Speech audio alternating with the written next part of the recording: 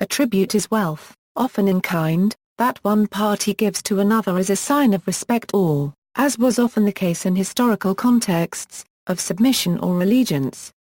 Various ancient states exacted tribute from the rulers of land which the state conquered or otherwise threatened to conquer. In case of alliances, lesser parties may pay tribute to more powerful parties as a sign of allegiance and often in order to finance projects that benefited both parties. To be called tribute or recognition by the payer of political submission to the payee is normally required.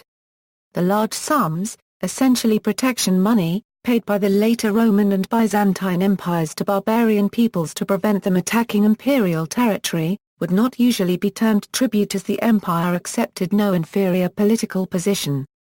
Payments by a superior political entity to an inferior one, made for various purposes, are described by terms including subsidy. The ancient Persian Achaemenid Empire is an example of an ancient tribute empire. One that made relatively few demands on its non-Persian subjects other than the regular payment of tribute, which might be gold, luxury goods, animals, soldiers or slaves. However, failure to keep up the payments had dire consequences. The reliefs at Persepolis show processions of figures bearing varied types of tribute. The medieval Mongol rulers of Russia likewise only expected tribute from the Russian states, which continued to govern themselves. Athens received tribute from the other cities of the Delian League. The empires of Assyria, Babylon, Carthage and Rome exacted tribute from their provinces and subject kingdoms. Ancient China received tribute from various states such as Japan, Korea, Vietnam, Cambodia, Borneo, Indonesia and Central Asia. The Aztec Empire is another example. The Roman Republic exacted tribute in the form of payments equivalent to proportional property taxes, for the purpose of waging war. Tribute empires contrast with those like the Roman Empire, which more closely controlled and garrisoned subject territories. A tributary state is one that preserves its political position and such independence as it has only by paying tribute. Chinese practice of tributes as trade regulation and authority. In ancient China, the tribute system provided an administrative means to control their interests, as well as providing exclusive trading priorities to those who paid tribute from foreign regions. It was an integral part of the Confucian philosophy, seen by the Chinese as equivalent to younger sons looking after older parents by devoting part of their wealth, assets or goods to that purpose. Political marriages have existed between the Chinese Empire and tribute states, such as Songtsen Gampo and Wenchang. China often received tribute from the states under the influence of Confucian civilization and gave them Chinese products and recognition of their authority and sovereignty in return. There were several tribute states to the Chinese established empires throughout ancient history, including neighboring countries such as Japan, Korea, Vietnam, Cambodia, Borneo, Indonesia and Central Asia. This tributary system and relationship are well known as jimi or sfeng, or shaogol. In Japanese, the tributary system and relationship is referred to as shinko, sakuho and chuko.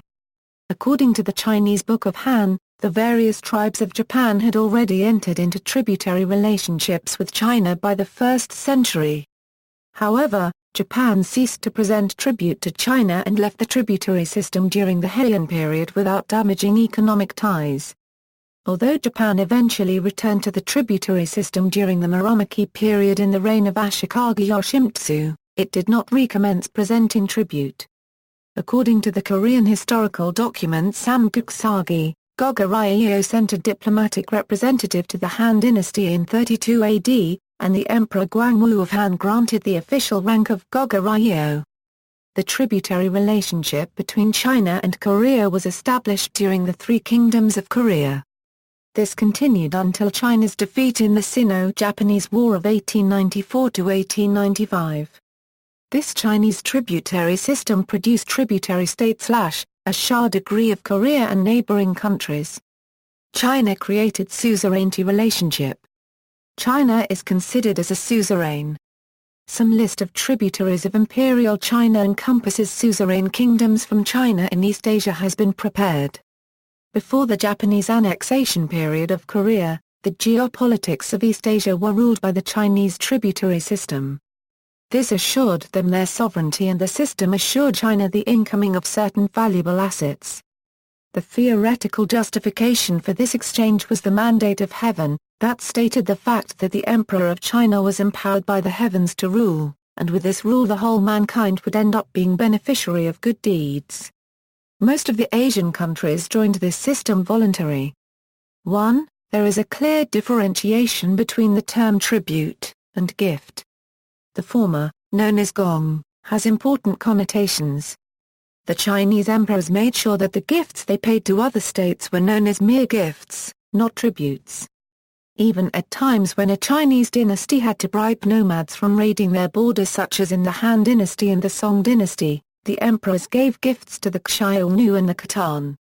The only time when a dynasty paid formal tribute to another was during the Southern Song Dynasty, where tribute was given to the Jin Dynasty for peace. The Jin Dynasty, having occupied the plains around the Yellow River, also saw itself as the legitimate holder of the mandate of heaven. In addition, during Zheng He's expeditions, his fleet often returned with foreign envoys bearing tribute. The foreign states received gifts in return to build tributary relationships between the Ming Dynasty and the foreign kingdoms. Tribute activities occupy several chapters in the 24 histories. Western European notions of tribute in medieval times. Raiders, like Vikings and Celtic tribes, could also exact tribute instead of raiding the place if the potential targets agreed to pay an agreed amount of valuables. The Danegeld is a famous and large-scale example.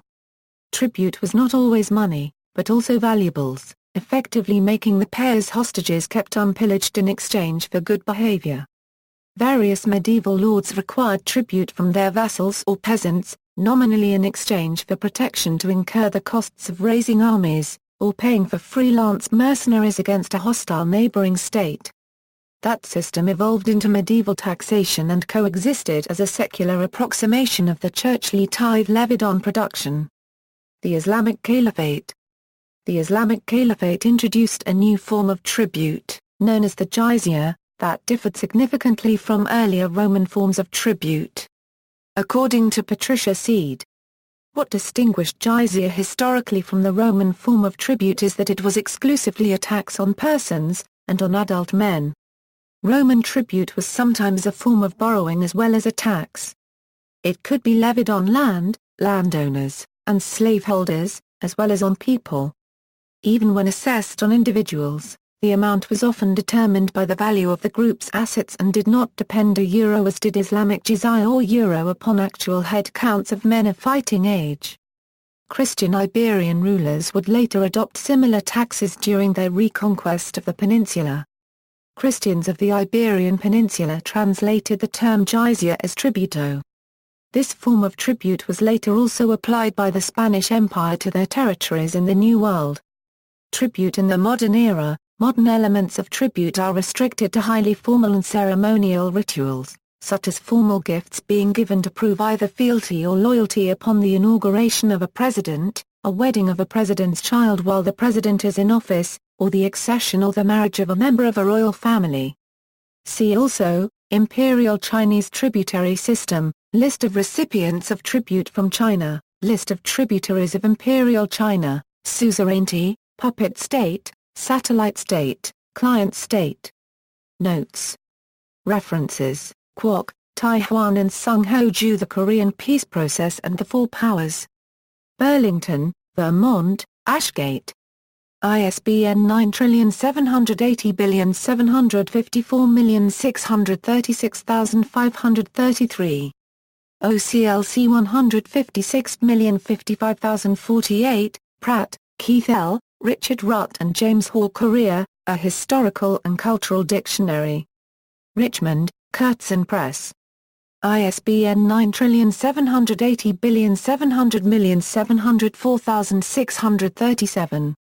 ISBN 978-0-7007-0464-4. OCLC 245844259.